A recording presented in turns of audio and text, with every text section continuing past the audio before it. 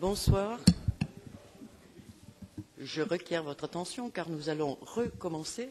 Cet après-midi, nous écouterons successivement Renaud Brueb, ici présent à ma droite.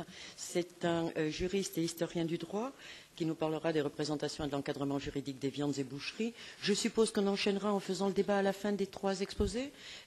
Ensuite, c'est Sylvain Leteux, immédiatement à la droite du précédent, qui est, lui, anthropologue et, pour une bonne part, historien. La formation initiale, c'est historien? Oh, désolé. Mais vous êtes bienvenue dans les deux disciplines, donc, qui a fait une thèse sur la profession de la boucherie et son histoire. Il vous donnera plus de détails. Et enfin, je crains de ne pas prononcer correctement, Maciej Mazurkiewicz, qui nous parlera des abattages rituels dans la Pologne de l'entre-deux-guerres, dont je crois que vous entrevoyez fort bien les enjeux qu'il peut y avoir là. Le temps nous étant compté, donc je passe immédiatement la parole à notre premier intervenant. Donc, mesdames, messieurs, bonjour. Il m'appartient d'inaugurer cet après-midi. Je remercie les organisateurs d'avoir accepté la contribution d'un être étrange dans le monde des sciences humaines, donc un juriste, mais comme je me définis, et en même temps juriste et historien. Je pense que le message passera. Alors, l'idée que j'ai voulu un petit peu travailler, c'est les mots du droit sont toujours une façon de représenter les réalités sociales. Alors, vous pardonnerez l'approche du juriste. Les juristes sont des gens souvent très austères, sévères, ennuyeux et un petit peu psychorigides, puisque nous aimons les catégories, le classement, l'ordre, et on est formaté comme cela. Et donc, c'est pour ça que je trouve que la matière juridique est toujours intéressante comme façon de concevoir le monde. Alors, je commencerai par vous définir ce qu'est un boucher, non pas pour me moquer de l'assistance, mais parce que les juristes, avant d'aborder une matière, définissent l'objet de leur matière. Comme ça, on est sûr de savoir le contenu de notre propos. Alors, le boucher est celui qui exerce l'industrie et le commerce de la boucherie, c'est-à-dire qui achète les animaux, les abat et en débite la chair crue en détail. Donc, définition anonyme, mais pour nous juristes, tout ça, ça a beaucoup de sens. L'industrie, le commerce, l'achat, l'abat, le débit, la chair crue, le détail, le gros, donc, tout ça impliquera des réglementations spécifiques. Donc les mots ici sont forts de sens. Les juristes distingueront donc 4 métiers de la boucherie. La boucherie proprement dite, qui a pour objet le débit de la viande crue destinée à l'alimentation, celle des bœufs, des veaux, des moutons, des bêtes caprines, et quelquefois celle du cheval, du mulet et de l'âne. On distinguera donc la boucherie de la charcuterie, spécialement affectée au commerce de la viande de porc cru, préparée par la cuisson ou la fumée, et qui est exploitée par des marchands appelés charcutiers. Et à côté de la boucherie de la charcuterie, nous avons la triperie, qui comporte la préparation et le débit des viandes issues des bestiaux qui entrent dans l'alimentation des hommes. Et enfin, la fonte et le commerce de suif qui est exercé par les bouchers eux-mêmes, dits bouchers fondeurs, soit par des fondeurs de profession appelés fondeurs de suif. Donc voilà la définition classique qu'on peut trouver dans les dictionnaires de droit du XIXe siècle. Et nous distinguons également, nous rajouterons toujours un petit peu comme en latin un ablatif, une sorte de cas bizarre. Donc, outre ces 4 métiers de la boucherie, il y a les vendeurs en gros, dits bouchers chevillards. Donc nous avons nos 4 catégories plus une. Les juristes sont donc rassurés. Alors la boucherie est une profession traditionnellement réglementée, on l'a vu ce matin avec le Moyen-Âge, et c'est donc pour nous un objet d'étude. Alors jadis, vous l'avez vu, ce sont des professions encadrées par les corporations, sous la surveillance des autorités publiques locales, les conseils de ville, le Parlement, et parfois la législation royale. Donc il y a autrefois, avant la Révolution, ce double pouvoir, un pouvoir professionnel interne et un pouvoir de nature administrative. De là est née cette tradition de soumettre la boucherie au pouvoir administratif. Après la Révolution, ce pouvoir administratif, c'est celui de la police communale. 1791, vous le savez, la loi d'Allard abolit les corporations. La boucherie, comme tous les autres métiers, devient un métier libre, soumis au droit commun. Et le droit commun, c'est celui de la police municipale, le maire, l'autorité municipale, pouvant réglementer tout ce qui intéresse la salubrité et la sécurité publique. Ce sont ce qu'on trouve dans les lois de 91, qu'on retrouvera également dans la grande charte communale de 1884. La police municipale a pour objet d'assurer le bon ordre, la sûreté et la salubrité publique. Elle comprend notamment, cinquièmement, l'inspection sur la fidélité du débit des denrées qui se vendent au poids ou à la mesure et sur la salubrité des comestibles exposés à la vente. Donc, définition austère, mais qui a son importance puisqu'elle va définir les limites, l'étendue du pouvoir de réglementation. Donc 1791, on conquiert cette liberté du commerce et de l'industrie, aujourd'hui principe à valeur constitutionnelle, mais très vite on se rend compte que cette liberté n'est pas satisfaisante. Et comme toute société traditionnelle, la société française de la Révolution et même post-révolutionnaire au XIXe siècle est confrontée au problème du ravitaillement des villes, problème ô combien politique. Donc chassons la réglementation des corporations, elle va revenir au galop, mais par la petite fenêtre, celle de la réglementation municipale. Alors, ne soyons pas étonnés avec Bonaparte de voir cette remise en ordre et un retour de la tutelle des métiers de l'alimentation de première nécessité, pour l'époque, la boulangerie et la boucherie, notamment à Paris, puisque à Paris on va réorganiser cette profession-là en s'inspirant beaucoup du système corporatiste d'avant 1789. Donc pour nous juristes, la boucherie est une profession d'intérêt général qui justifie la tutelle publique mise en œuvre par l'autorité locale, autorité chargée de veiller au bon approvisionnement, mais aussi à la salubrité publique, le tout au bénéfice du consommateur. Donc voilà l'idéologie qui sous-tend, et qui doit sous-tendre d'ailleurs l'intervention publique. Donc je distinguerai deux champs d'intervention, celui relatif à l'approvisionnement, c'est-à-dire l'organisation de la profession et la liberté d'installation, et ensuite on s'occupera un peu plus de la salubrité, de l'hygiène, c'est-à-dire des mesures qui tendent plus particulièrement à protéger le consommateur. Alors, ayant proclamé la liberté du commerce et de l'industrie, le premier problème à voir pour les juristes, c'est la légitimité de l'intervention publique. Dans quelle mesure l'administration peut-elle intervenir et dans quelles limites? Et la question posée, c'est celle de la compatibilité des réglementations municipales et plus particulièrement de l'organisation de la boucherie parisienne avec ce principe de la liberté.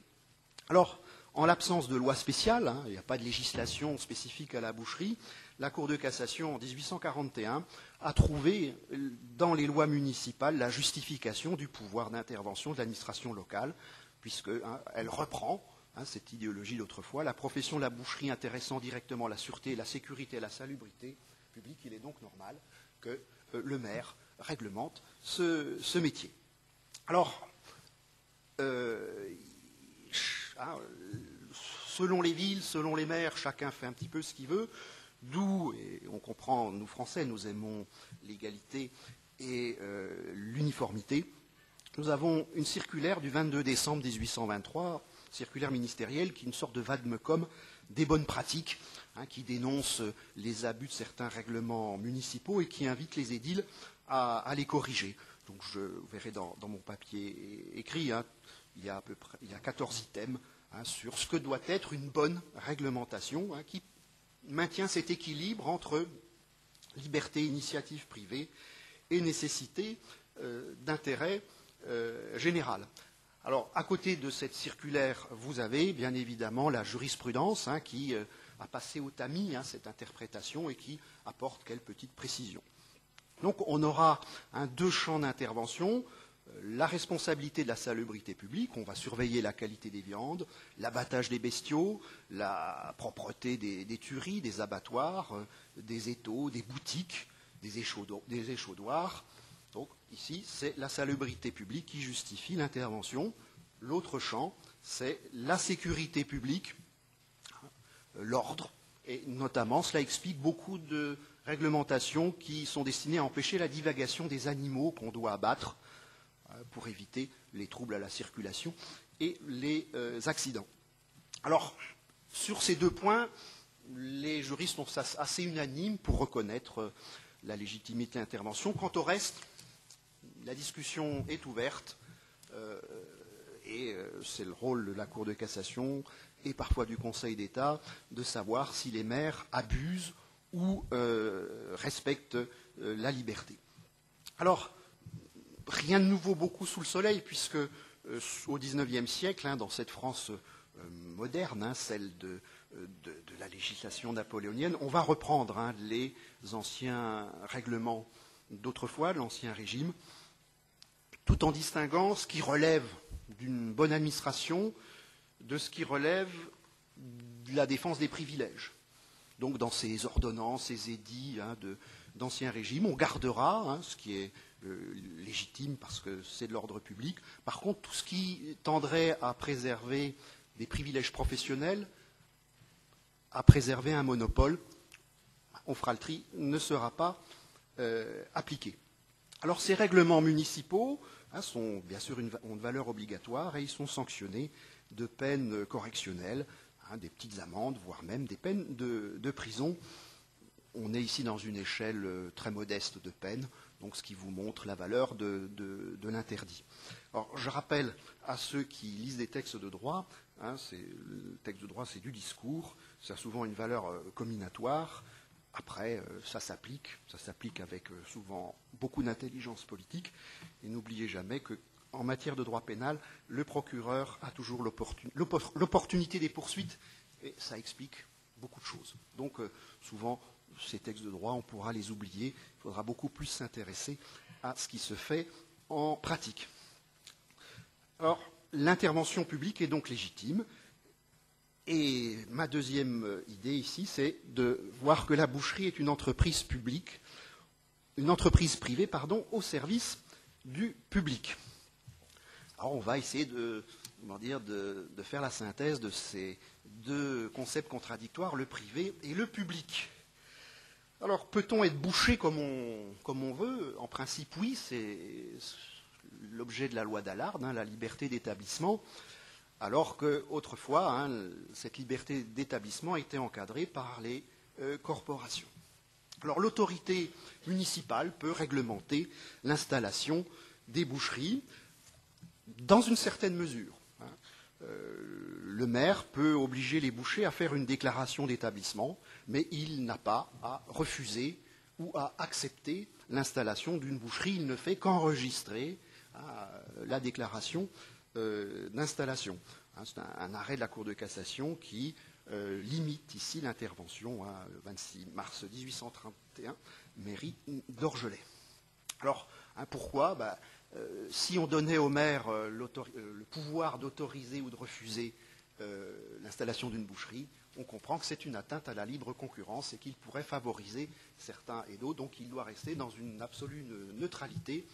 Il peut imposer une déclaration, puisqu'il a besoin de savoir qui fait de la boucherie dans son village ou dans sa commune pour pouvoir soumettre l'établissement aux réglementations de salubrité publique.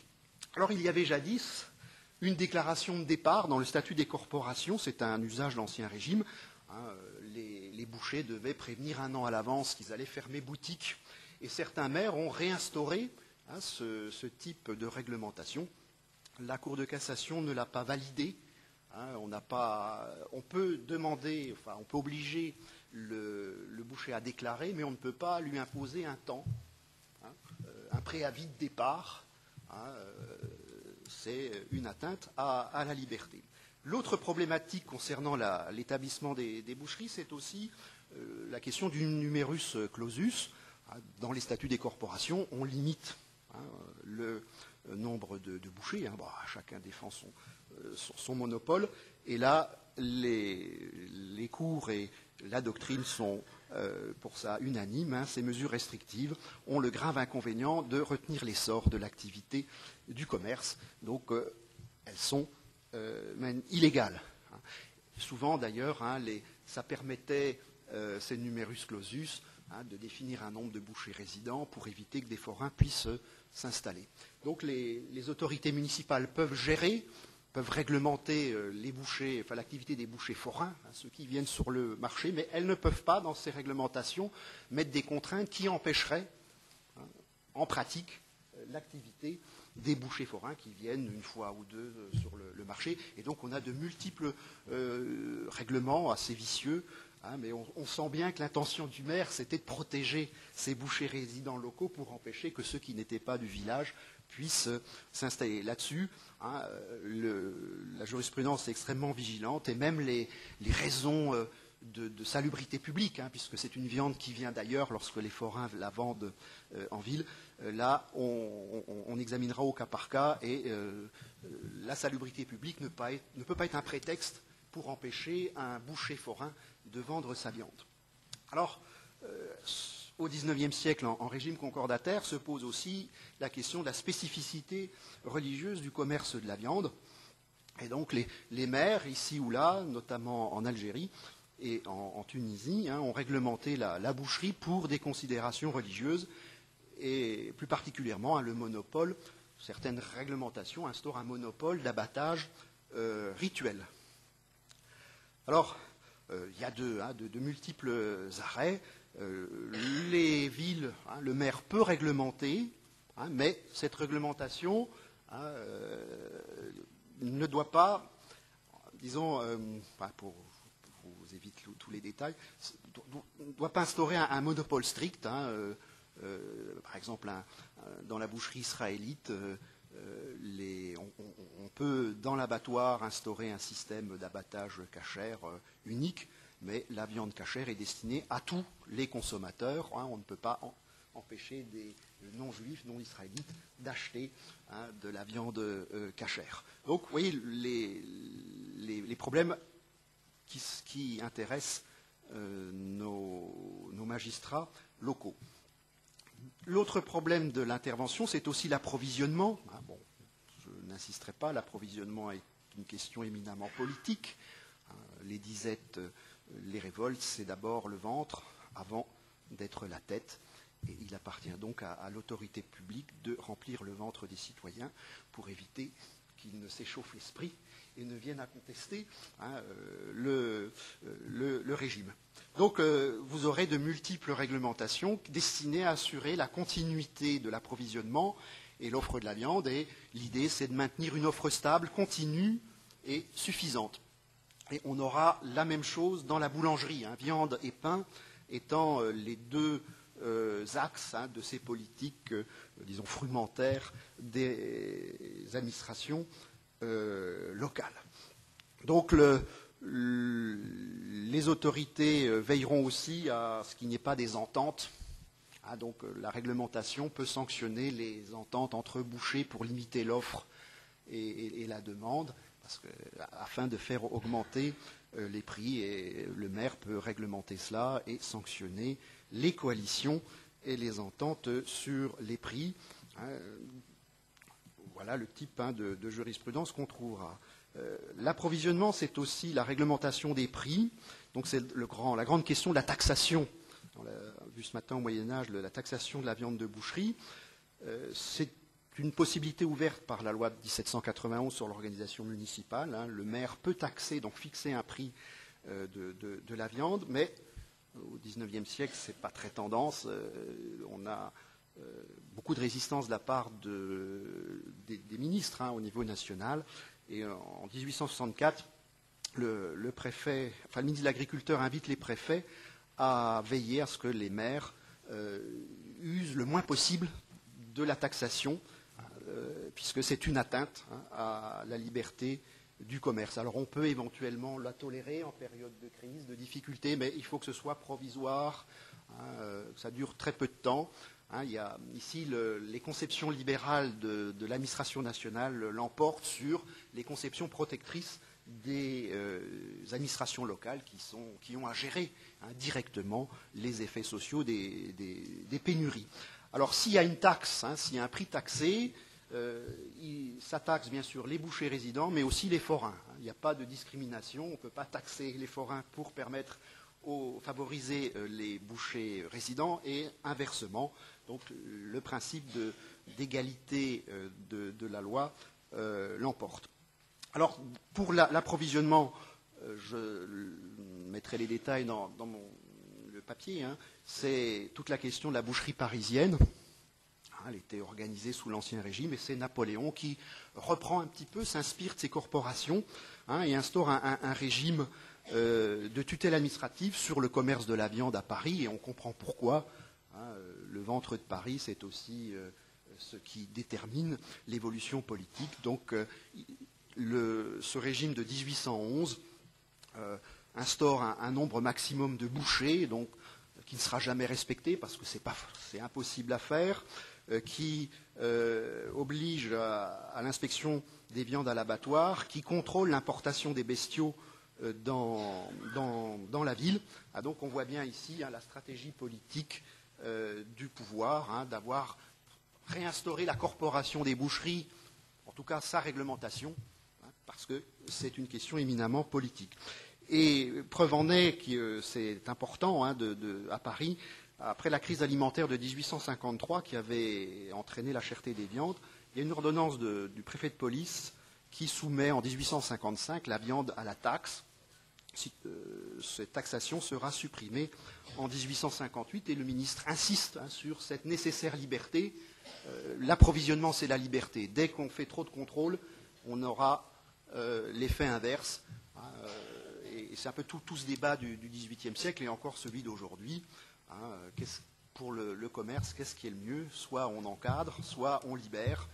Après, tout est question de dosage, mais trop encadré, c'est souvent un empêchement à l'approvisionnement. Deuxième préoccupation, donc après l'approvisionnement, on gère l'installation des bouchers, on gère le commerce, c'est la protection de la santé publique et du consommateur. Alors cette invocation de la protection du consommateur, de la garantie de la qualité des produits, constituait jadis une justification de l'existence des corporations de métiers. Donc la préoccupation au XIXe n'est pas nouvelle. Le droit de la consommation ne date pas des lois Scrivener de 1978. Il y a toujours eu du droit de la consommation, mais qui ne s'appelait pas ainsi. C'est parce que on le comprend, c'est une préoccupation éminemment sécuritaire, puisque ça touche à la sécurité, à la santé publique, aux préoccupations sanitaires.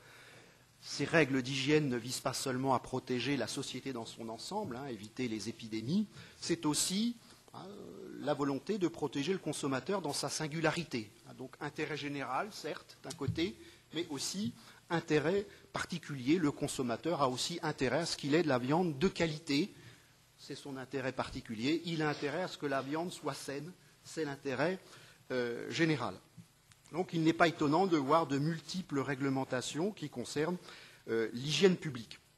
Alors, là encore, ce qui nous semble aujourd'hui évident, à notre époque où le législateur légifère sur tout, il faut mettre des appareils pour la fumée, il faut, etc. Donc on ne résiste même plus, puisque ça nous semble tellement évident. Au XIXe siècle, on considère que imposer une réglementation aux particuliers, c'est une atteinte à la libre propriété.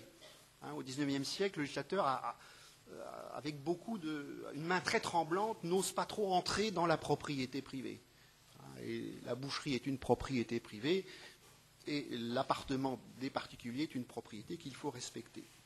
Donc, on comprendra cette réglementation d'hygiène déjà comme une atteinte à la libre propriété. Deuxième idée, c'est que, par un raisonnement similaire, imposer le monopole des abattoirs pour des raisons d'hygiène, c'est aussi une atteinte à la libre activité. C'est comme ça que l'on conçoit et qu'on juge ces réglementations. Alors, cette réglementation d'hygiène, il n'y a pas de texte global au XIXe, il faut attendre une loi du 21 juillet 1881 sur la police sanitaire des animaux pour avoir une sorte de mini-code sanitaire de la boucherie. Et puis, un autre texte de 1905 qui est aussi ce code d'hygiène du commerce de la viande. Je recule un petit peu. Alors, je m'intéresserai rapidement à la salubrité des boucheries et ensuite aux consommateurs. Alors, les normes d'hygiène sont... Il n'y a rien de nouveau sous le soleil.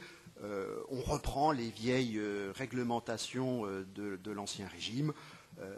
Vous avez, la base, c'est une ordonnance de police du 15 niveaux en 11, relative à la boucherie de Paris. Pourquoi elle est importante? Elle servira de modèle. On la présente comme un modèle pour tous les maires de ville, s'ils veulent réglementer l'hygiène de leur boucherie. Alors ici, les normes sont, s'il y a des bouchers ici, ils disent que c'était quand même bien mieux autrefois. On demande simplement que les étaux soient aérés. Alors, on y impose il doit y avoir 2,5 mètres de hauteur, 3,5 mètres de largeur, 4 de profondeur. Il ne doit y avoir ni cheminée ni fourneau dans un étal.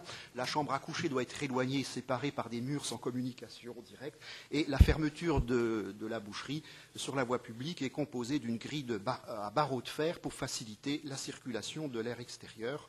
Donc vous voyez, peu de prescriptions. Une ordonnance de police du 1834 impose à chaque mutation le dallage des magasins, des étaux et une rigole pour évacuer les eaux, des choses que les commerçants connaissent à chaque mutation. On leur impose, s'ils ne l'ont pas fait, leur successeur devra supprimer les marches d'escalier pour faciliter l'accès aux handicapés. Donc si commerçant, vous ne voulez pas le faire, et si vous voulez vendre votre fonds, faites-le quand même, sinon, oui, on avait exactement la même technique incitative pour que les commerçants se mettent aux normes. Alors, on retrouve aussi cette réglementation sur les déchets de boucherie. Il est interdit aux bouchers de jeter sur la voie publique aucune matière susceptible de nuire à la salubrité. Et pour cela, il y a des voiries, donc des poubelles, si vous voulez, qui sont ramassées chaque nuit pour éviter la putréfaction de l'air et des odeurs, et donc la circulation des maladies. De la même manière, on réglementera le transport de la viande. Le maire peut imposer des voitures destinées uniquement au transport de la viande. On ne mélange pas la viande et d'autres marchandises. Pour justement ces raisons d'hygiène et de sécurité, on a installé des abattoirs. On l'a vu tout à l'heure, ça a été dit, Napoléon a voulu généraliser le système, d'abord par Paris, mais il faut à peu près un siècle pour que la France s'y habitue. Autrefois, les édiles sont assez avares des deniers publics, donc toutes ces institutions, même d'intérêt général, ça coûte cher, ça oblige à augmenter les centimes additionnels, et l'administrateur local d'autrefois n'a pas trop envie d'augmenter les impôts locaux, donc ce qui explique que malgré l'invitation régulière faite aux mairies de construire des abattoirs, il faut attendre 1905, le début du XXe, pour que ça se généralise et qu'on impose ça comme dépense obligatoire. C'est des petites techniques juridiques, mais on voit bien que localement ça résiste, parce que ça coûte. Et on ne veut pas obérer, spolier le contribuable. Et si on regarde les débats, les coûts faramineux d'un abattoir sont dirimants. Alors, dès que vous avez un abattoir aussi, c'est le monopole. Le monopole de l'abattage. Donc, si on ouvre un abattoir, ça veut dire qu'on ferme toutes les tueries particulières. Donc, à vous, élus locaux, d'assumer cela avec les commerçants qui seront obligés d'aller à l'abattoir. Bien évidemment, il y a une taxe pour le service, donc un coût supplémentaire assumé par le commerçant et donc indirectement par le consommateur. La question de l'abattoir, ce sera aussi celle d'obliger les forains à aller à l'abattoir. Donc toute des réglementations et tout un débat assez complexe sur cela. En principe, on ne peut pas obliger un forain d'aller à l'abattoir municipal pour tuer ses bêtes. Par contre, on peut l'obliger à soumettre sa bête au contrôle de l'abattoir. Mais s'il arrive avec de la viande morte, c'est censé être fait selon les conditions. La seule contrainte qu'on peut lui imposer, c'est de contrôler la qualité de la viande. On ne peut pas l'obliger d'amener sa bête à l'abattoir municipal pour la tuer. Par contre, les propriétaires privés, les particuliers, conservent toujours le droit de tuer chez eux des animaux pour leur propre consommation. On le comprend, les républicains sont très respectueux de la propriété privée. Nous sommes aussi dans une société encore très rurale, même à la ville, et on a l'habitude de tuer le cochon, et on n'imposerait surtout pas aux particuliers de tuer le cochon à l'abattoir. On peut encore, pour sa consommation personnelle, le faire chez soi. Bon, ceux qui tuent encore le cochon savent qu'aujourd'hui tout ça, ce n'est plus possible. À l'époque, on respectait encore cette sphère privée. Outre ce monopole de l'abattoir, comme instrument de qualité et d'hygiène, il y a des mesures spécifiques protégeant le consommateur. Je vous dispense des définitions des différents types de vente, mais pour nous, chaque différent type de vente entraînera une approche particulière. Il y a au XIXe siècle le code pénal qui permet de poursuivre ceux qui vendent des marchandises gâtées ou corrompues, donc c'est un délit pénal, et puis aussi des législations particulières.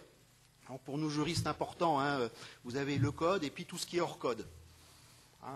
L'objectif de Napoléon, c'est de tout mettre dans le code, et puis plus le temps passe, plus on fait de choses hors code. Donc des lois spécifiques. Et c'est vrai que pour un juriste, il vaut mieux une loi générale qui embrasse tout qu'une multiplicité de lois particulières qui rendent les choses compliquées. Mais pour nos juristes, il faut que les choses soient compliquées. Ça donne du travail aux étudiants en droit. Parce que si les choses étaient simples, on n'aurait pas besoin de juristes. Mais on voit bien aussi cette tendance déjà au XIXe siècle de législation particulière qui suppose maintenant une expertise juridique. Alors deux lois, une loi de 1851 sur la tromperie commerciale qui punit la falsification de denrées alimentaires, qu'on appliquera donc à la boucherie. Donc ça permet de sanctionner toutes les fraudes sur la qualité, mais aussi sur le mesurage et le pesage. C'est à l'origine, et c'est dans la logique du monopole des poids et mesures contrôlés par l'État. Et vous avez également une deuxième loi du 21 juillet 1881 sur la police sanitaire des animaux, donc là qui est plutôt destinée à éviter les épizooties, à contrôler le commerce de bêtes qui pourraient être malades. Donc la loi interdit la mise en vente d'animaux atteints ou soupçonnés d'être atteints de maladies contagieuses, peste bovine, charbon, morve, farcin, etc.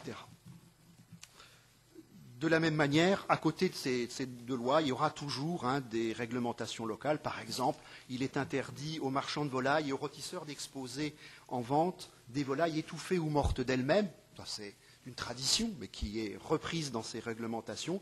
De la même manière, la vente de porc est toujours soumise à un contrôle particulier. Il y a des agents municipaux, des experts de la langue de porc, les langueurs qui sont chargés de vérifier la qualité de cette viande. De la même manière, le maire peut interdire l'entrée en ville de viande malsaine, corrompue ou de bêtes malades. Donc dans ce parcours un peu général, la communication papier vous révélera un peu plus les mots du droit, la façon d'appréhender la question, vous montre tout d'abord une continuité de la réglementation de l'Ancien Régime au XIXe siècle. C'est toujours les mêmes préoccupations. Le Moyen-Âge rural finit en 1950, donc on reste imprégné de cette ruralité. On veille toujours au risque de disette, d'épidémie. Donc il y a une continuité des finalités poursuivies. Il y a aussi une continuité des outils juridiques. La réglementation est assez la même, reste grosso modo la même. Elle va changer avec les technologies de la société moderne. Donc ceux qui sont anciens régimistes ne seront pas perdus dans cette législation. De la même manière, à chaque fois qu'on aborde cette question, on aura soulevé les contraintes et les contradictions entre une philosophie libérale fondatrice depuis la Révolution, d'un point de vue politique mais aussi économique, et la nécessité de réglementer. Le législateur, encore, je vous dis, légiférait avec une main tremblante, toujours très soucieux des droits individuels, de l'attachement viscéral à la propriété. Et vous le voyez dans la boucherie, mais aussi dans d'autres matières. Même quand il s'agit de réglementer l'hygiène, eh bien, on regarde toujours si ça ne porte pas atteinte aux droits individuels. La spécificité du XIXe siècle et par rapport à l'Ancien Régime, c'est une réglementation publique, non pas professionnelle. C'est le refus total de l'auto-organisation des corporations. C'est ce qui nous distinguera de l'Ancien Régime. Et puis, c'est toujours ce regard très, très économique de la question. On est attaché à éviter ce risque de pénurie. Donc, en cas de danger, de menace, de pénurie, on réglemente, mais lorsque tout redevient normal, il faut libéraliser. Donc, la législation locale, elle se lie ainsi. Si vous voyez des contraintes, vous pouvez dire qu'il y a des problèmes, et quelque temps après, ces contraintes sont supprimées parce que la situation redevient normale. Donc, des continuités, des aspérités, mais par rapport à aujourd'hui, toujours ce souci d'équilibrer le droit individuel, le profit particulier et les préoccupations d'intérêt général, alors qu'aujourd'hui on sait très bien que ces préoccupations d'intérêt général auraient peut-être parfois tendance à étouffer l'activité individuelle. Voilà pour ce petit regard rapide, pour ces mots du droit, cette représentation un peu austère, peu incarnée de la boucherie, mais ça, les juristes, nous n'aimons pas la chair, et dès qu'on a des problèmes de chair, on les désincarne pour pouvoir les traiter avec la distance qu'il sied aux juristes. Je vous remercie. Merci.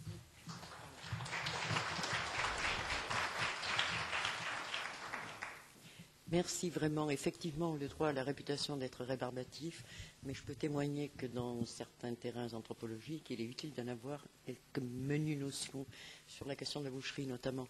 Je propose, on m'a suggéré de vous proposer de reporter le débat à la fin de l'après-midi sur les trois interventions que nous allons avoir. Je passe donc immédiatement la parole à Sylvain Leteux, qui est, lui, un historien qui a travaillé sur les métiers de la boucherie au XIXe siècle.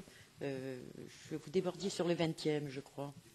Oui, et qui va nous parler de l'identité de l'évolution de la filière viande depuis la Révolution jusqu'au milieu du XXe, en se demandant s'il existe un particularisme du métier de boucher détaillant.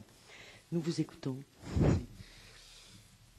Je vais faire un peu comme mon collègue, je vais repréciser les mots. Alors, c'est vrai que mon propos est toujours un peu biaisé parce que ma thèse de 2005 portait exclusivement sur la boucherie parisienne, mais bon, Paris n'est pas la France. Mais c'est vrai que par contre, le cas parisien a souvent servi de modèle pour les villes de province et parfois aussi pour tout le territoire, c'est-à-dire y compris villes et campagnes. Bon, mais il faut toujours garder à l'esprit que la situation en campagne, en ville moyenne et en grande ville connaît des différences, notamment dans le temps. Les lois ne s'appliquent pas, enfin, les règlements ne sont pas les mêmes selon le territoire auquel elles s'appliquent. Donc effectivement, moi, ce qui m'intéresse, c'est la figure du boucher détaillant, en opposition à ce que j'ai appelé le chevillard, le boucher de gros.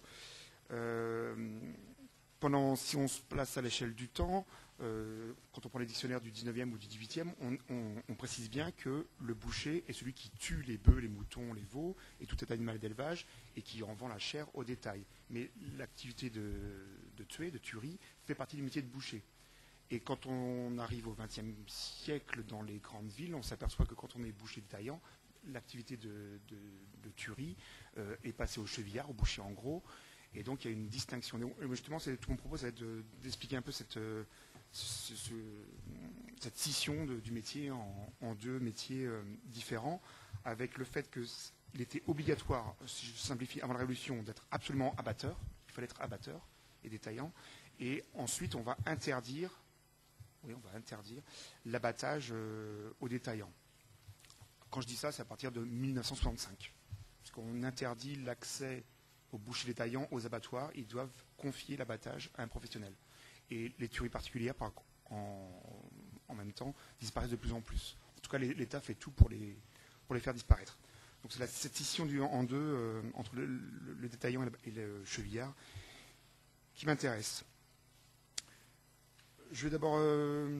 Ce qui m'intéresse, alors toujours, c'est la distinction entre la norme et la réalité. alors qui n'est pas toujours facile à approcher, mais c'est vrai que...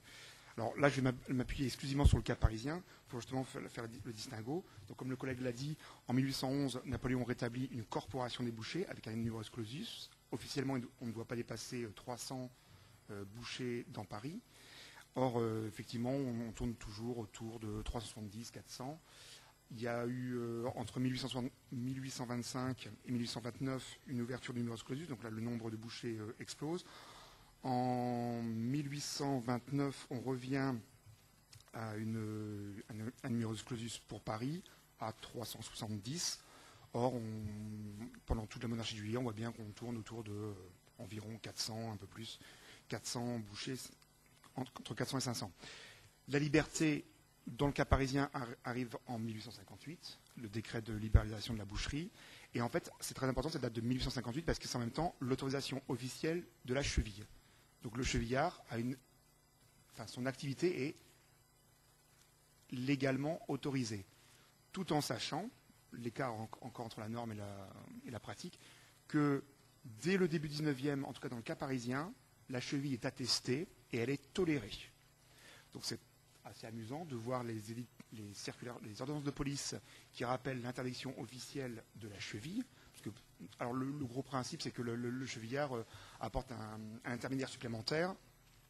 Donc c'est censé entraîner un renchérissement de la viande. Mais néanmoins, on voit très clairement que dans tout le début du 19e, c'est-à-dire avant 1858, l'autorité, notamment le préfet de police, les autorités municipales, tolèrent. Il y a une tolérance explicite pour la cheville.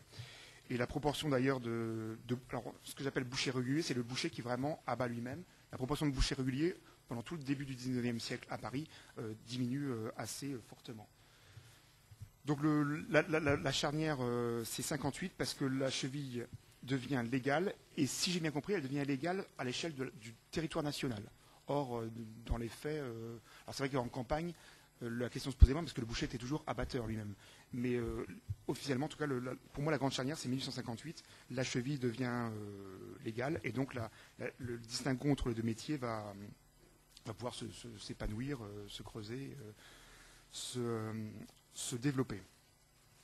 Ma deuxième date importante, mais là je ne creuse pas trop, c'est en 1965, donc ce qu'on appelle la loi sur les l'exploitant unique, qui interdit aux bouchers détaillants de venir encore à façon abattre l'abattoir. Il doit confier forcément, il peut choisir sa bête sur vivante, mais il doit la confier à un professionnel qui va l'abattre pour lui. Donc il ne peut plus abattre lui-même. Et la seule exemption possible, ce sont les tueries particulières, qui sont de moins en moins nombreuses. D'ailleurs, leur disparition s'accélère fortement dans les années 60, parce que j'avais trouvé un chiffre que je ne retrouve plus, mais en espace de 10 ans dans les années 60, on avait encore un quart de l'abattage de boucherie qui se faisait par les tueries particulières, et 10 ans après, donc au début des années 1970, il n'y a plus que 5%. Donc de façon accélérée. Alors il y a une tendance de fond, bien sûr, mais il y a une accélération du temps là, dans les années 1960, où vraiment on fait tout pour faire disparaître les tueries particulières. Ce qui m'intéresse maintenant, c'est... Moi, j'essaie de l'identité, comment définir l'identité d'un boucher, à travers notamment toutes ces luttes entre ses concurrents, enfin ses métiers proches, ses concurrents, et après je verrai également tous les rapports qu'il a avec les pouvoirs publics, enfin ses frictions avec les pouvoirs publics. Donc, je voudrais d'abord faire un point sur l'identité du détaillant face à ses concurrents. Alors effectivement, il y a tout le problème des forains et des colporteurs de viande, on appelle au fin 18e, début 19e les mercandiers, qui est l'une des grandes préoccupations des bouchers, parce qu'effectivement, les bouchers réguliers se plaignent à chaque fois d'être soumis à des taxes, d'être soumis au système de la caisse de Poissy, d'être soumis à un contrôle étroit, alors que les forains sont réputés avoir une latitude d'action plus grande, et notamment les contrôles sanitaires. Enfin, les bouchers réguliers se plaignent que les contrôles sanitaires sont toujours moins rigoureux sur les forains que sur eux-mêmes, qui sont des bouchers en boutique. Donc, la première forme de concurrence sur laquelle les bouchers se protestent, vitupèrent, etc., ce sont les forains. Et alors, là, si je reprends le cadre parisien, ils obtiennent quand même assez vite une limitation de l'accès des forains au marché des prouverts, c'est-à-dire à la viande. C'est-à-dire qu'en 1811, quand on rétablit la corporation des bouchers, il y a 3/4 des places sont réservées aux bouchers réguliers, donc il n'y a en fait qu'1/4 des places sur les marchés qui sont autorisées aux forains. Donc en fait leur concurrence est largement contenue. En 1848, on ouvre un peu les vannes, c'est-à-dire que la vente sur les marchés parisiens devient quotidienne, donc les forains vont se multiplier. En fait, leur nombre va multiplier par 2 en 10 ans. Et ensuite, il faut attendre en 1870 pour que toutes les contraintes pesant sur le coportage des viandes sautent. Et alors, même si la réglementation sanitaire va se durcir, par contre, l'accès des forains au marché devient quasiment, très libre, beaucoup plus libre qu'autrefois. Ça, c'est leur premier concurrent. Second concurrent, c'est tous les métiers. Pendant tout le XVIIIe siècle, dans les villes, les bouchers et les autres professionnels de la viande ont des champs très restreints. Le boucher commercialise telle viande, le charcutier, le tripier, le volailler, le traiteur a le droit de préparer la viande, de la vendre, etc. Donc si je résume, pendant tout l'Ancien Régime, on a chaque profession a des contours, précise ses contours et se bat pour que les professions voisines ne viennent pas empiéter les uns sur les autres. Et pendant toute la première moitié du XIXe siècle, on a encore cette idée que chacun fait son métier. Les tripiers, d'ailleurs, c'est un métier largement féminin dans les grandes villes. Donc il y a les tripières, il y a le boucher, il y a le charcutier, il y a le traiteur. Et chaque profession a à cœur de tenir son domaine d'activité. Et quand on arrive, je vais dire, à partir des 1880, c'est à partir du moment où les détaillants n'ont plus l'abattage, parce que l'abattage est parti au Chevillard depuis, on va dire, la Villette s'est ouverte en 1867, et dans les années 1870, on voit qu'il n'y a plus beaucoup de bouchers détaillants qui pratiquent encore l'abattage. Donc à partir des années 1880, on se rend compte que le détaillant, perdant les revenus du suif, perdant les revenus du cuir, il va se diversifier. Donc on a un mouvement inverse du mouvement séculaire qui était lieu depuis 3 siècles ou voire plus, où chacun gardait son champ clos, et à l'inverse, à partir de 1880, alors il y a celui qui s'intitule encore boucher détaillant, se met à vendre de la triperie. Alors bien sûr, c'est pas lui qui la prépare, c'est des triperies qui sont préparées par des industriels genre Artus ou Faramond.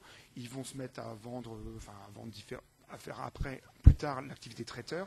Donc on a un boucher qui, pendant tout le début du 19e, se battait pour avoir une spécialisation, et devenant une profession plus commerciale qu'une profession industrielle, c'est-à-dire ayant perdu l'abattage, ils vont diversifier leur activité. Donc là, on a vraiment un basculement assez intéressant, parce que là, on a un changement, leurs perspectives ne sont plus les mêmes. Et d'ailleurs, quand l'hypophagie est autorisée en 1866 officiellement, on a le même problème parce que les hypophagiques ne peuvent pas avoir un revenu suffisant en vendant seulement du cheval, et très vite ils vendent aussi un peu certaines pièces de charcuterie, de porc, et les bouchers classiques protestent le fait que le cheval, justement, est-ce qu'ils ont le droit ou pas de vendre uniquement du cheval, ou est-ce qu'ils ont le droit de diversifier leur vente.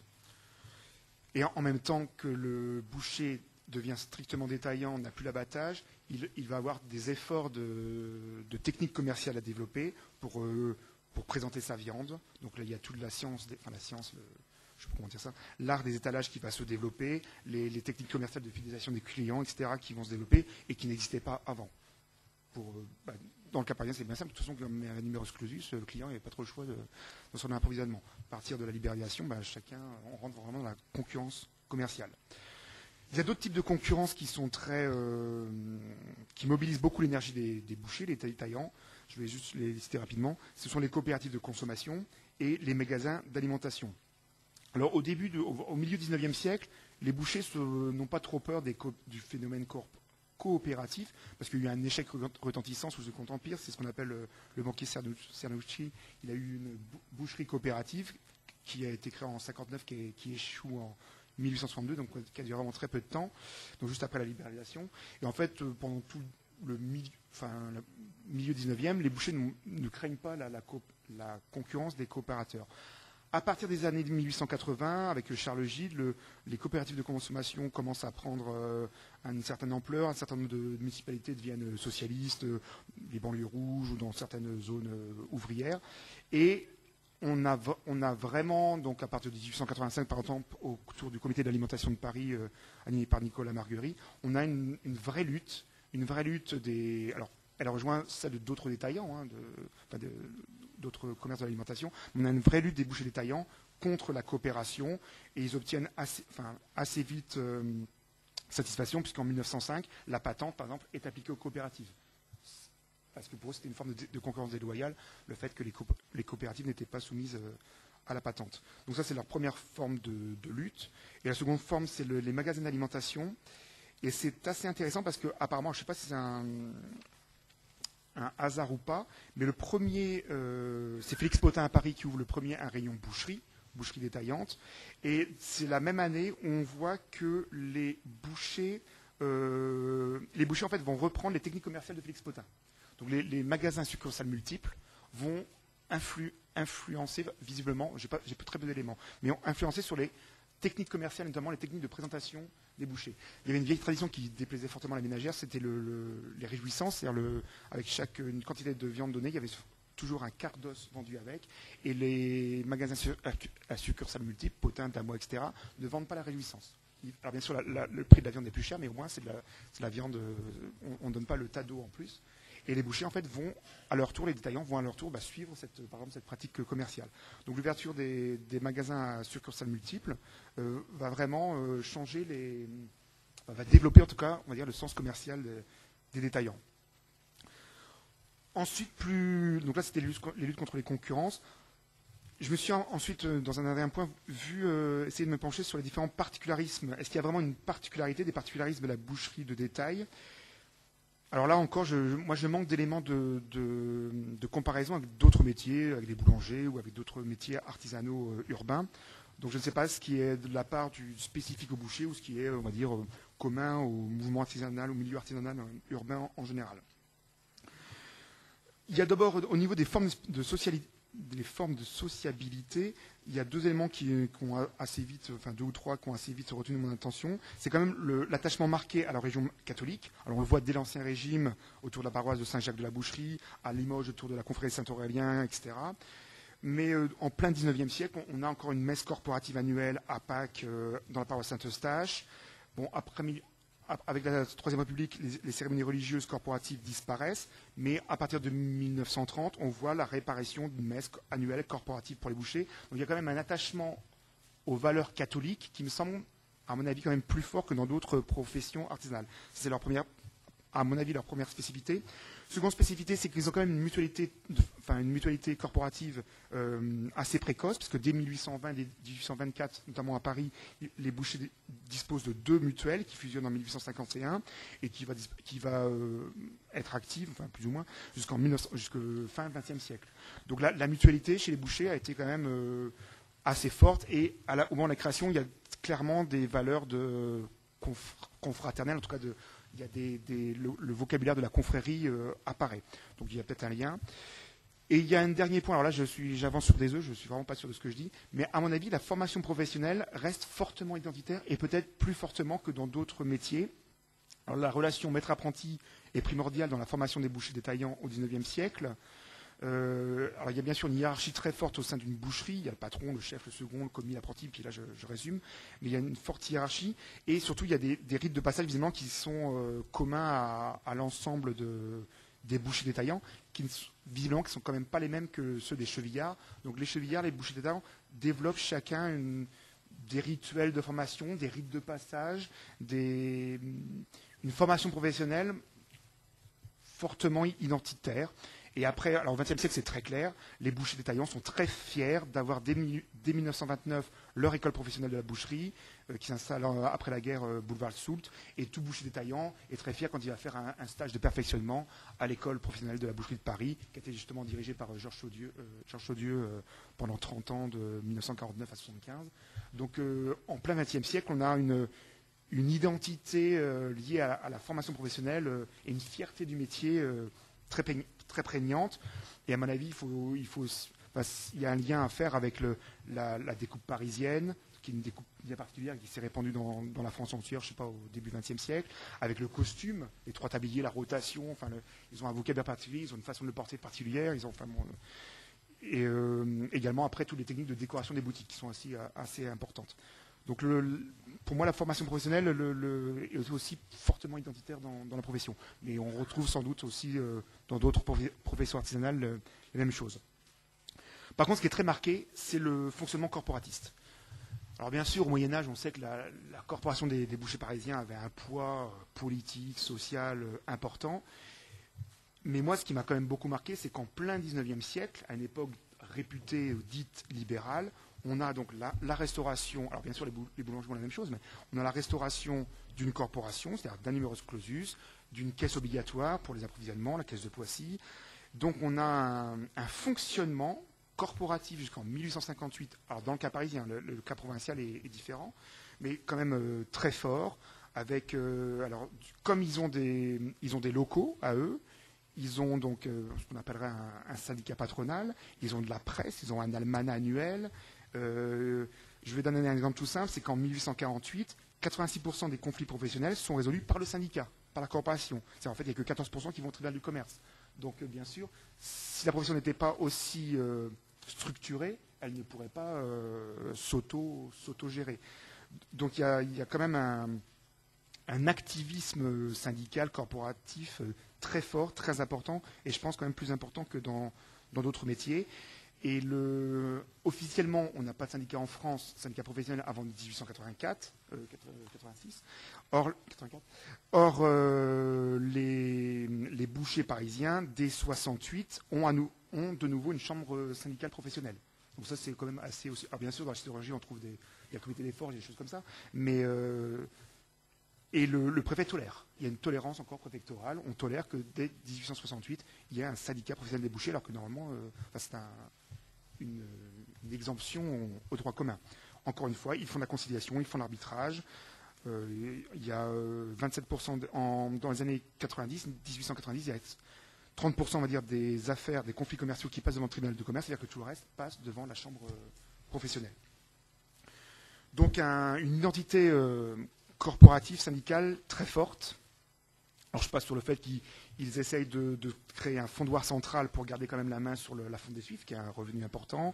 Ils ont des sociétés d'assurance pour l'incendie, une société d'assurance pour les locaux. Ils ont après la Corpo qui est créée en 1914, qui va pour le matériel de boucherie. Donc ils essayent vraiment à chaque fois le syndicat national et local essaye à chaque fois de garder un maximum une emprise, un contrôle sur toutes les activités annexes, dans la mesure du possible. Le crédit également reste longtemps corporatif, parce que le crédit reste sous la forme d'une caisse de Poissy, donc sous tutelle de l'État jusqu'en 1858. Et une fois qu'elle disparaît, on a en fait deux établissements de crédit à Paris qui sont spécialisés pour le crédit, soit au chevillard, soit au boucher. Mais c'est quand même fabuleux de penser que jusqu'à la fin de la Villette, donc jusqu'en 1974, les professionnels de la viande ne s'adressent pas à Paribas ou je ne sais qui, enfin n'importe qui, ils s'adressent à la banque Blache Gravreau et la régie du marché des bestiaux. Donc le fonctionnement du crédit reste corporatif jusqu'en plein XXe siècle.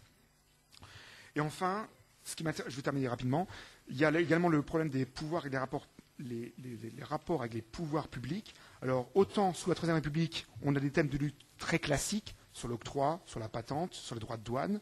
Alors là, bien sûr, on voit très vite que le fossé avec les chevillards est créé, puisque les chevillards, sous la Troisième République, sont protectionnistes, alors que les bouchers détaillants sont libre-échangistes. Donc là, le divorce devient politique entre les deux branches du métier.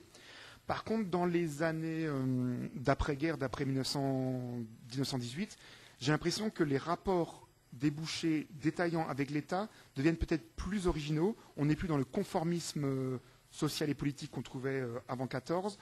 Et il y a une espèce de... Alors je vais être encore assez prudent. Il y a une espèce d'identité...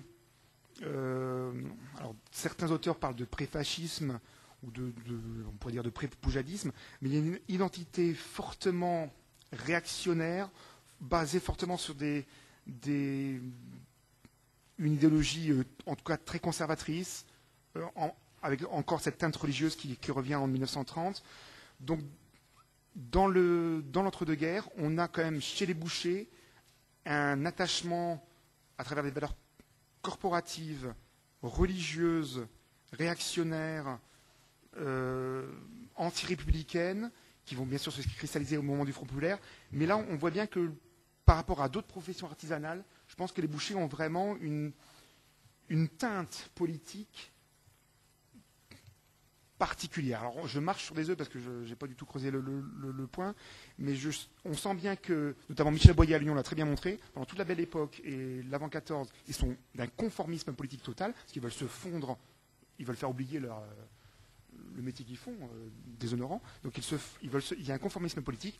Et à partir des années 30, ce conformisme politique est beaucoup moins présent, et au contraire, on a une affirmation, un positionnement politique quand même beaucoup plus marqué, et une prise de distance avec les idéaux communs républicains qui est assez forte, et qu'on retrouve quand même plus ou moins dans les années 50. En guise d'anecdote, en 1946, quand même, le président Marcel Druckberg, le président de la Confédération nationale de la boucherie française, se retrouve en prison pour quelques temps pour une incitation à la hausse des prix. Donc c'est vraiment l'esprit révolte, la tension avec les pouvoirs publics qui devient forte à partir des années 30. On la retrouve encore un peu dans les années, je veux dire, jusqu'à la fin des années 60. Donc il y a quand même une cristallisation politique assez forte de la part des bouchers détaillants à partir des années 30. Et je pense qu'elle n'est pas aussi forte dans d'autres professions artisanales. Voilà, merci.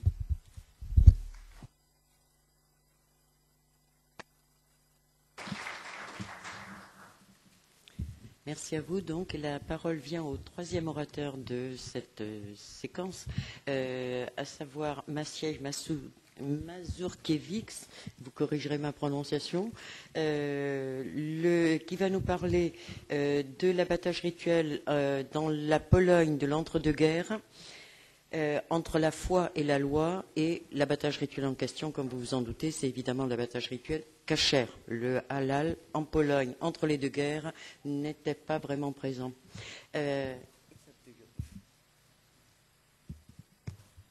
Thank you very much for introducing me. My name is Maciej Mazurkiewicz, and I come from Poland. I represent Nicolaus Copernicus University, as well as Center of Research on Food Studies and Food Culture, both situated in Toruń, Poland. Dzisiaj chciałbym Państwu opowiedzieć o uboju rytualnym, który charakteryzuje się przede wszystkim ważnym z punktu widzenia nie tylko polskiego prawa, ale również historii znaczeniem. I see that almost all of you understand Polish language, and that was what I expected, but the minority, of course, could be dissatisfied with my Polish presentation, so I decided to present you the topic in English. And in order to present all of points that I want to include, I would like to read, and I believe that you will forgive me this. So the topic of my presentation is Between Faith and Law, the Ritual Slaughter in Interwar Poland. Motto of my presentation comes from St. Matthew Gospel. It is written, "Man shall not live on bread alone, but every word that comes from the mouth of God." The legality of the ritual slaughter became a crucial topic and of public and parliamentarian debates in Europe. It seems to look like a model example of collision of two legal systems, a statutory law based on widely accepted social rules and a religious law based on divine revelations. Finding a universal regulation of relationships within society as the main aim of establishing rules, conflicts of interest may occur. Kashrut, the set of Jewish dietary laws, determines rules of the ritual slaughter precisely. Conforming with requirements of Shechita may result in including non-Jewish part of society in kosher meat trading. That could be a source of social dissatisfaction, first of all because of economic reasons, secondly because of religious motives. The mechanism that leads to pass the acts against the religious law has got diverse background. Defining the real catalyzers of the mechanism could be reached in a process of motives reconstructions that appeared during the institutionalization of the ritual slaughter in interwar Poland. There were many factors that caused functioning the above-mentioned mechanism. That barrel of gunpowder needed just a spark, which came from the bonfires of Soviet and Nazi, both socialist totalitarianisms. Unlike present-day Poland, the Jewish question was one of the most crucial social, religious, and national issues in the Second Polish Republic. It resulted from a deeply rooted separation of the Jewish community from the rest of Polish society. An isolation was often created by Jewry in order to keep their religion, tradition, and identity far away from a possibility of assimilation. The Jewish question was also important because of the large number of Jews in Poland. Between 1918 and 1939, Poland was resided by almost 3.5 million Jews, mostly Ashkenazi. That comprised approximately 10% of whole population. First Jewish settlers recognized Poland as a place of living in the 11th century as a result of their immigration and hostility of Western rulers. Jewish started to call hospitable for them country Poilin, Poland. It means good place to rest. The tradition and practice of the ritual slaughter seemed to be one of the most significant principles among Jewish religious dietary laws. That is why it is important to clearly explain how Shechita looked like before presenting legislative aspects. My aim was not to present the evolution of Shechita, but rather practices that were observed in interwar period. Ritual slaughter originated from Torah, Talmud, and Halacha, that is Jewish religious set of laws. Any kinds of restrictions or bans on the ritual slaughter resulted in a depletion of religious, economic, and social rights. The problem also applied to the religious groups of Karaites and Muslims who dwelt in eastern part of interwar Poland. The Jewish dietary system breached Polish civil law, what resulted in conflicts between law and faith. The necessity of ritual slaughter was the direct result of Noahid's rights. Therefore, only after Shechita, particular portions of meat might be koshered and consumed by religious Jews. Eating prohibited meat, terefach, was associated with multiple consequences. It didn't cause death, but human holiness was violated. There were, however, situations in which it was essential to break the recommendations of halacha to rescue life. Such proceedings were not recognized as sins. Shechita was connected just with mammals and poultry species, mentioned in Torah as clean animals. Therefore, a rest of the work includes pieces of information concerning only these species.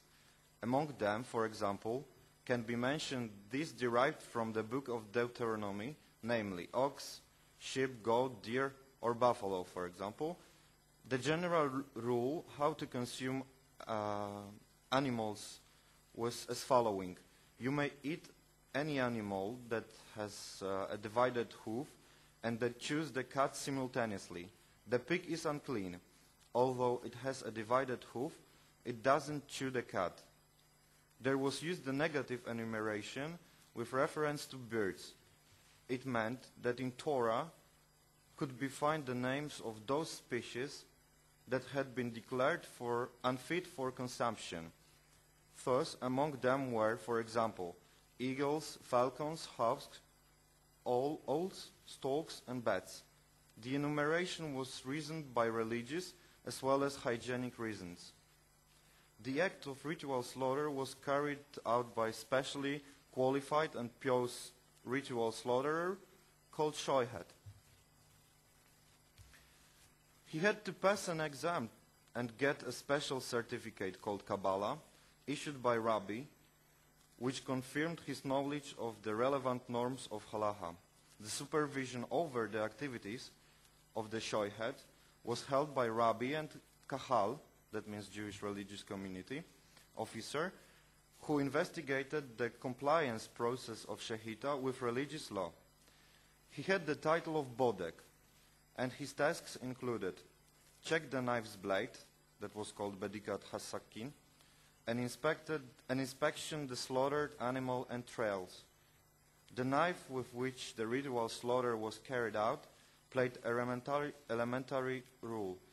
It had special name of halaf among Ashkenazi Jews and sakin among Sephardic Jews. Shoyheads couldn't use rusty, jagged, chipped, or bent blades. The main shoyhead's duty was to slaughter animals with accordance to halakha rules. This act had to be preceded by appropriate blessings. However, when the obstacle occurred, shechita was still important.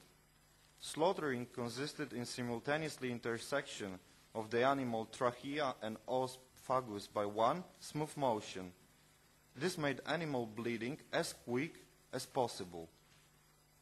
Butcher could not use one of 5 prohibited methods that were likely to cause unnecessary pain to animal.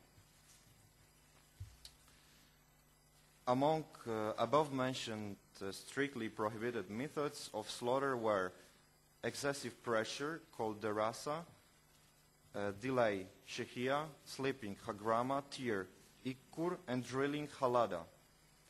In the case of lawless slaughter, the animal was deemed as nevel, that meant carrion, and thus the unclean. Jews were not allowed to eat such meat. The same happened when animal had internal injuries, scars, broken limb, traces of illness. The animal carcass, which lungs and surrounding organs were also out of injuries, received a special designation. It was called glat kosher and meant smoothness, and then meat was treated as the highest quality product. The next step in the process of slaughtering the animal, but not poultry, was nikkur, or the removal of non-kosher parts of the carcass. It was connected with unclean fat, called halef, and organs like kidneys. In addition, the sciatic nerve, called in Hebrew gid hanashe, was secreted. God-fearing Jews were afraid of untrained cutting of sciatic nerve, which was why they didn't consume the rear part of animal. They were sold on non-Jewish market. The person authorized to perform nikur was menaker, who, like shoyhead, was under the supervision of Rabbi. Penalties prescribed by the Torah for the consumption of prohibited fats were breaking the spiritual relationships with God, which was called karet. There was one more important rule that must be met in a process of ritual slaughter. It prohibited eating the blood. Thereby, it ordered removing it from the deaf animal. This prohibition derived from the teaching of the Torah, but be sure you do not eat the blood, because the blood is the life. From these prohibitions arose the need to remove the deaf animal's veins, arteries, and the bruised flesh and dried blood. Further operations were carried out by the person who prepared the meat for consumption. They considered in removing the remnants of the blood by salting or broiling meat. Attempts to institutionalize ritual slaughter restrictions were firstly taken in the 20s of the 20th century, when the appropriate proposal went to the same lower chamber of Polish parliament.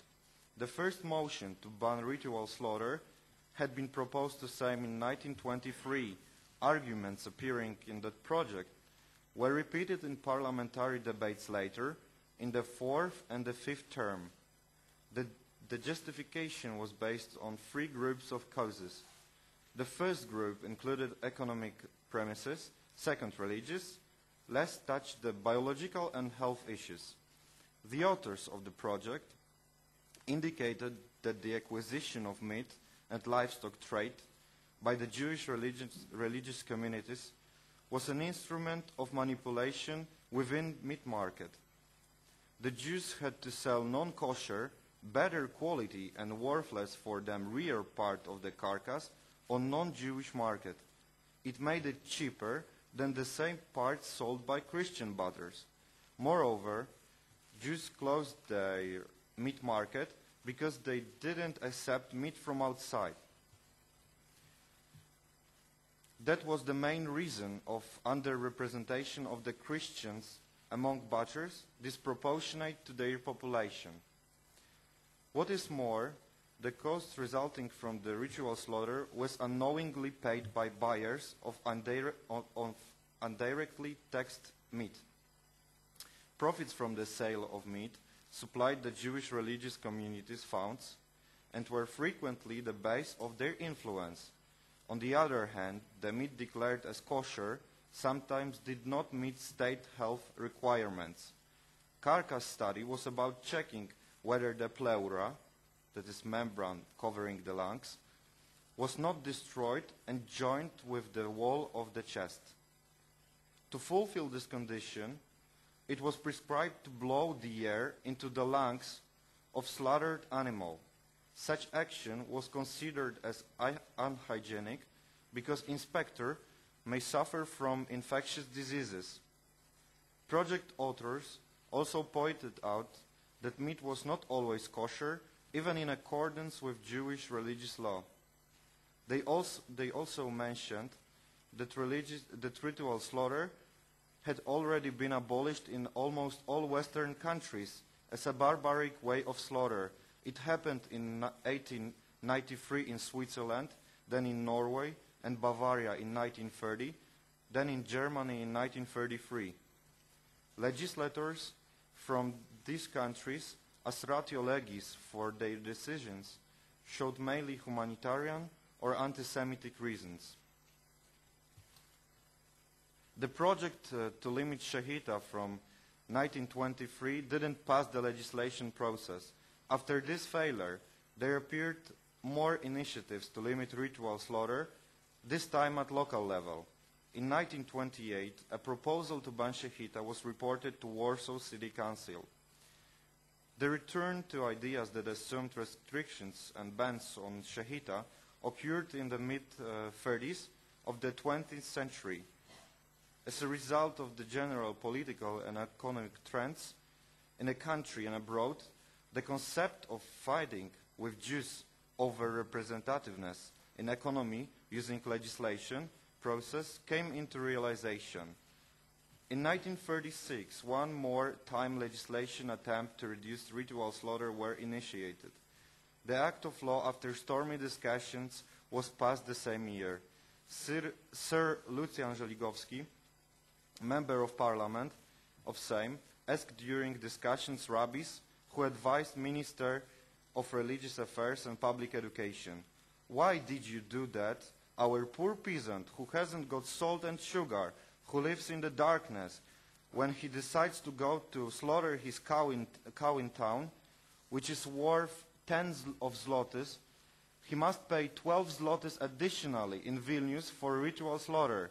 The question is why the Jews didn't separate the issue of ritual slaughter from the idealism that must be present in every religion." The Jewish population, however, retained their rights of religious freedom, including the right to prepare kosher meat for their own use. The provision allowed to release 90% of non-Jewish population from paying indirect religious taxes included in shahita by Jewish religious communities. The next year of fourth term of Sejm, 1938, brought the motion with proposal to strict regulations on ritual slaughter of livestock in slaughterhouses. On behalf of Jewish members of Sejm, Sir Rubinstein warned Parliament against making hasty decisions in a hostile to Jews atmosphere that was present in whole world, especially in German Hitleria. Parliament adopted the Act in the second and third reading. After this statement, Sir Sommerstein said in same, "Faith of Jews will survive it." The date of into force of the Act was scheduled on 1st January 1939. However, it was discussed by Upper Chamber.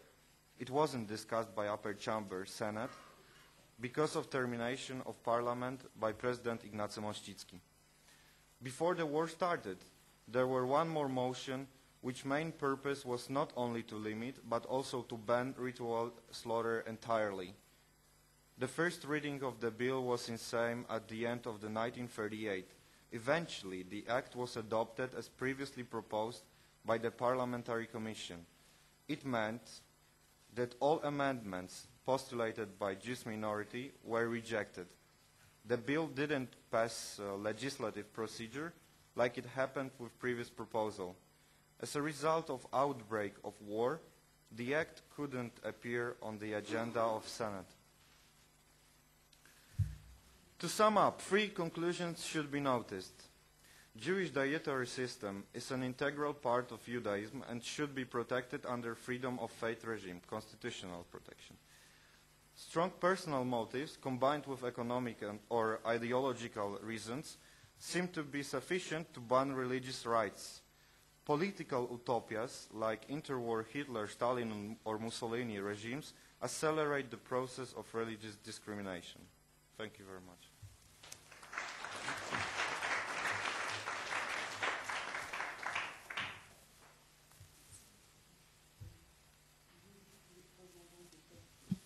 Nous disposons donc de quelques minutes pour la discussion et les questions à chacun de nos orateurs de l'après-midi. La parole est à vous.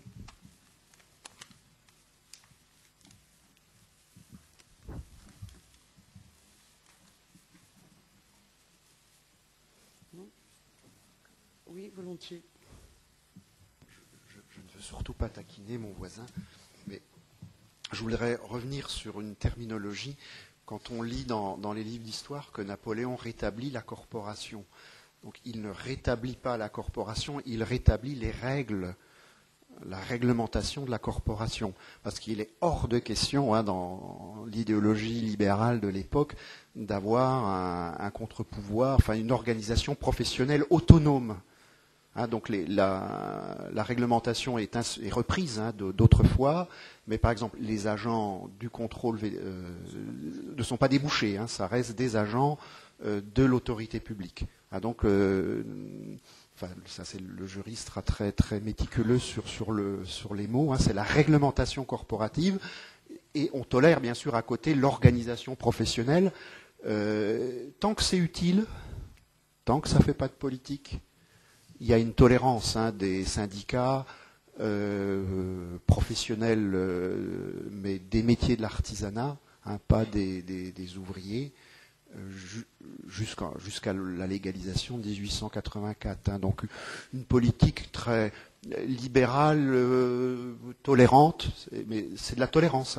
Quand on tolère, c'est qu'on tolère. C'est toujours suspendu à la fermeture, l'interdiction. Donc comme ces corporations, entre guillemets, syndicales de boucher ont un rôle utile, social, de banque, de financement, on peut laisser sans aucune difficulté. Et c'est Napoléon III en 1868, mais la mesure est générale. C'est sa politique d'approche depuis l'empire libéral du monde ouvrier, du vote ouvrier, puisqu'il a été socialiste dans son jeune temps, Napoléon III, et il a légalisé la grève en 1864. Et il y a un paradoxe, on peut faire grève, mais on ne peut pas s'organiser pour la faire. Donc il va tolérer, tant que ces organisations professionnelles ne troublent pas l'ordre public, ne font pas de politique, ne contestent pas le régime. Si elles ne font que de l'intérêt catégoriel, pas de problème. Merci pour cette précision, en effet, qui pouvait être utile. Des questions? Oui. les deux messieurs qui se sont intéressés aux normes mises en place au XIXe siècle, et en particulier M. Bueb à plusieurs reprises a employé l'expression « rien de nouveau sous le soleil », ce qui fait toujours tiquer l'historienne que je suis. En tout cas, dans les règlements du Moyen-Âge et de l'époque moderne, les règlements de boucherie, il y a souvent des clauses qui sont pratiquement présentes tout le temps. C'est des clauses qui définissent le délai maximal de mise en vente entre l'abattage et la mise en vente. Et là, ni l'un ni l'autre nous avait fait allusion à des réglementations à ce sujet. Est-ce que ça veut dire qu'on laisse maintenant, je me situe bien entendu au 19e, mais avant l'introduction de la chaîne du froid, hein, est-ce qu'on laisse les bouchers estimer eux-mêmes le temps de la mise en vente de la viande, et est-ce qu'on leur confie donc quelque chose qui est important, c'est le temps de maturation de la viande. Est-ce qu'on sait quelque chose là-dessus? Alors, moi j'ai vu un arrêt, donc a priori, cette réglementation, enfin, je dis rien de nouveau sous le soleil, parce que cette réglementation, si elle n'est plus officielle, c'est un usage. Par contre, a été condamné un boucher qui avait laissé trop longtemps exposer la viande, donc elle était fraîche au départ, et comme il faisait très chaud en fin de journée, elle était devenue insalubre. Il a été condamné pour exposition et vente de viande insalubre. Donc ce qui tente à montrer que ces obligations d'autrefois peuvent demeurer en usage. Ce qui intéressera l'administration, c'est la salubrité. Après, vous faites ce que vous voulez dans votre travail de la viande.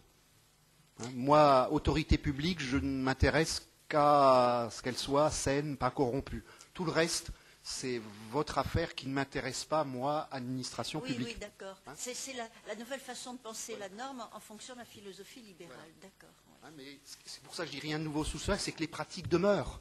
Mais elles n'ont plus ce caractère contraignant officiel, sanctionné par l'autorité publique, sauf ce qui va concerner l'ordre public en général. Mais rien n'interdit les professions, dans leurs usages, de faire comme avant.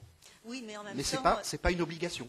Mais en même temps, on envisage la protection du public avec une philosophie complètement différente. Voilà. Donc tout a changé. Vous pouvez votre viande la laisser 3 jours. Si elle est saine, ou 4 jours, vous la laissez reposer tant que vous voulez, du moment qu'elle est vendue saine.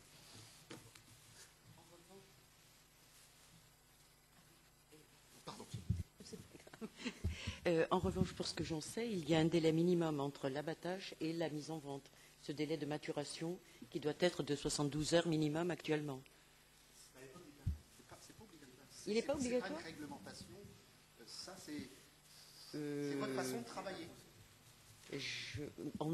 Les vétérinaires me l'ont toujours présenté comme impératif. Aujourd'hui. Oui, aujourd'hui, bien sûr. Oui, je parlais d'aujourd'hui. Ce qui vous montre qu'aujourd'hui, oui, absolument. l'État entre dans ce qui autrefois relevait de la sphère privée. Votre façon de travailler n'intéresse pas l'État tant qu'elle ne touche pas l'ordre public. C'est ça, exactement, oui, c'était ça, juste.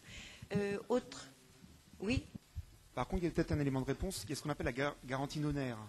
C'est-à-dire qu'ils ont un délai de 9 jours pour se retourner contre le marchand de bestiaux qui lui a vendu la bête. Donc forcément, s'il attend trop longtemps, il ne peut pas faire jouer la garantie. D'ailleurs, cette garantie nonaire est décriée par les herbagers, les marchands de bestiaux, comme quelque chose de complètement... Nonaire, c'est-à-dire 9 jours. 9 jours. Oui, c'est pas la nonne, là. C'est sur l'Éden 9 jours, qui existait déjà sous l'Ancien Régime, et qui reste jusqu'en 58 également, je crois qu'elle est supprimée au même moment. Donc ils ont un délai de recours légal contre le marchand. Toujours sous un aspect de droit commun, c'est la garantie des vices cachés, des vices rédhibitoires. Donc c'est une application de cette règle de droit commun à un cas particulier, mais on n'ira pas plus loin. Oui. Dans notre raisonnement, on reste des libéraux d'un point de vue juridique du terme.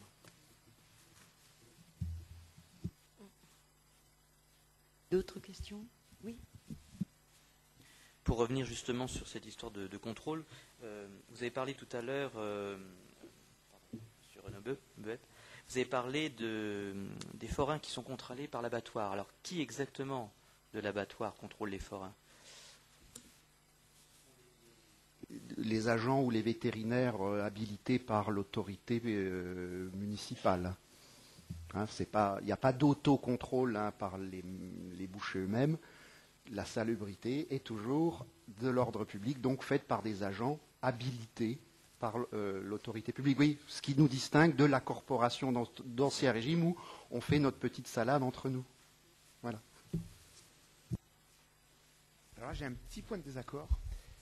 Je n'ai pas étudié vraiment les contrôles sanitaires. Sauf que si j'ai bien compris, depuis la Révolution, enfin depuis début 19e, l'autorité effectivement désigne quelqu'un, mais par exemple à Paris, il y a un vétérinaire pour les je ne sais pas combien de milliers de bestiaux qui passent chaque jour. Et dans les faits, en fait, c'est quand même c'est quelqu'un payé par la corporation qui fait le contrôle interne, et en cas de doute, c'est pas fréquent quoi, il s'adresse au 19e. Et en fait, il faut attendre 1884 et après vraiment pour que vraiment, là, ce sont des externes à la profession qui prennent et il y a un service qui dépend de la préfecture de police avec il n'y a que 20 personnes, donc c'est pas énorme non plus, qui vont faire le contrôle. Donc le vrai contrôle sérieux externe, etc., sous les auspices des pouvoirs publics, pour moi, c'est vraiment 1884, etc. Et ça se met en place très progressivement parce que les effectifs sont très faibles. Hein. En principe. Mais en principe, c'est vrai. Ouais. Et quand on dit qu'il y a un seul vétérinaire pour les 5 abattoirs et les 20 000, je sais pas quoi qui. Non, parce qu'il n'a pas d'agent. Il n'a pas d'agent. Donc en fait, c'est quelqu'un de la corporation et en cas de doute, voilà. Mais bon. C'est les tolérances.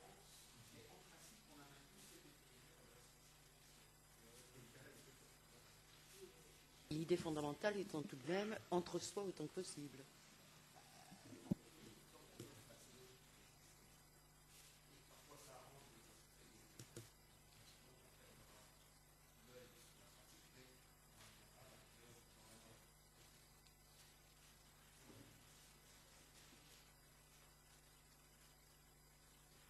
Et encore une fois, c'est le cheval qui a fait progresser les contrôles. C'est Ghislaine Bouchet qui avait bien montré que quand on autorise la lipophagie à Paris en 66, et ben dans ce cas-là, comme il y a en fait, le législateur a dit OK, on va autoriser la vente de viande de cheval, mais il faut que le consommateur ait une garantie que ce qu'il mange n'est pas du cheval quand il va dans une boucherie classique. Et donc c'est quand on autorise l'hypophagie qu'on va renforcer justement tous les contrôles sur la viande abattue. Parce que le contrôle se faisait beaucoup sur la viande vivante ou au moment de l'abattage, mais après elle se fait quasiment pas au détail, quoi. Et donc quand l'hypophagie est autorisée, eh ben, le pouvoir public va être obligé, pour pouvoir garantir que ceci est du cheval, ceci est du bœuf, etc., il va devoir y mettre son nez. Mais il y a une pression là, il y a une pression des consommateurs. On notera comment le sociologue reprend le vocabulaire de ces professionnels, la notion de viande vivante, qui est une pure merveille linguistique, ainsi que quelques autres qu'on pourrait... Oui, ça s'imprime langue sur pied toujours, et ça se prononce langue vivante souvent, viande vivante souvent. C'est formidable. Vous demandiez la parole. I have a question for Mr. Mazurkiewicz. You said that in Jewish religion some animals are prohibited for hygienic and religious reasons. Do you have examples of hygienic reasons?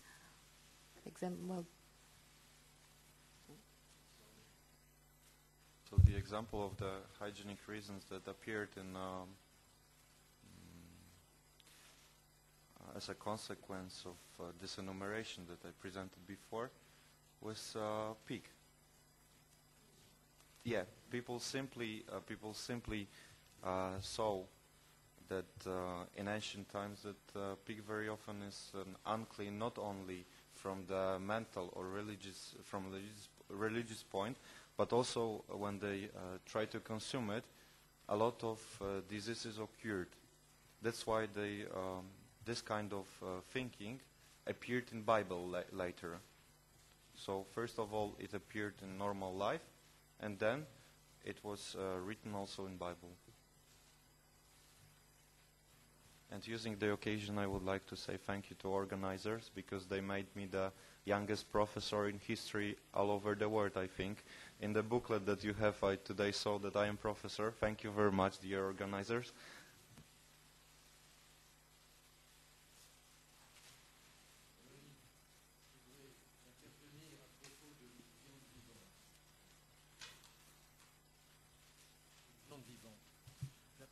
C'est effectivement le derme d'un chamois mort. Un steak en bon état n'est pas de la viande morte. Le boucher, mais je le dis pour d'aucuns, le boucher ne fabrique pas de la viande morte, mais de la viande vive. Et ça, il faut qu'on en prenne bien conscience. Ça a été montré par les expériences de Paul Bert. Vous mettez une pièce de viande, de chair, sous une cloche, et vous enregistrez les échanges d'oxygène, etc., elle respire. Et quand elle ne respire plus, alors là, il faut se dépêcher de faire quelque chose.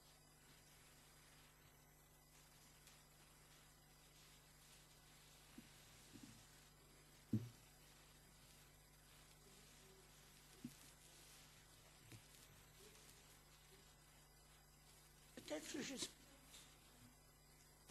un peu à côté, mais moitié, 20e, on peut arriver. Je voudrais savoir comment rentre l'histoire du boucher et son identité professionnelle avec la GDO, la grande distribution organisée. C'est-à-dire, le boucher d'Auchan est un boucher ou est un employé d'Auchan qui par hasard coupe la viande. À côté, parce que...